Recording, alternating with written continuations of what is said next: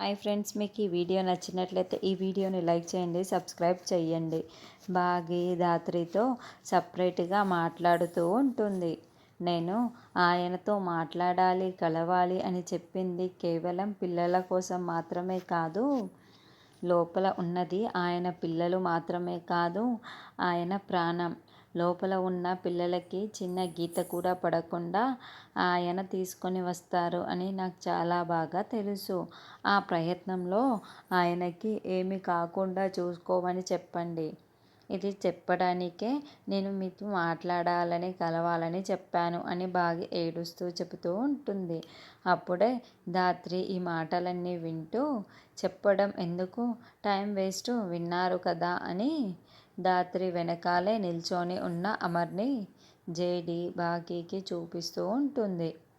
బాగీ ఇలా ప్రేమగా మాట్లాడిన మాటలన్నీ అమర్ కార్ దగ్గర నిల్చొని వినేసి ఉంటాడు.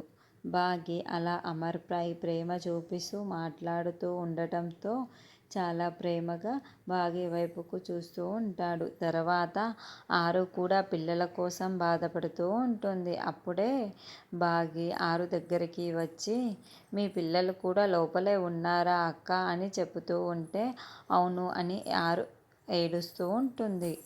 నేను చెబుతున్నాను కదా అక్క, ఇంకాసేపట్లో ఆయన అందరి పిల్లల్ని కాపాడబోతున్నారు అని బాగీ చెబుతూ ఉండటంతో ఆరు చాలా చాలా సంతోషపడుతూ, జేడి అమర్ లోపల ఉన్న ఏ ప్లాన్ ప్రకారం బయటికి తీసుకొస్తారు, తీవ్రవాదుల్ని ఎలా పట్టుకుంటారు, వాళ్ళకి ఎలా శిక్ష పడేలా చేస్తారు, ఈ ప్రయత్నంలో ఎవరికైనా ఏదైనా గాయాలు అవుతాయా అన్నది మనం నెక్స్ట్ ఎపిసోడ్లో చూద్దాము.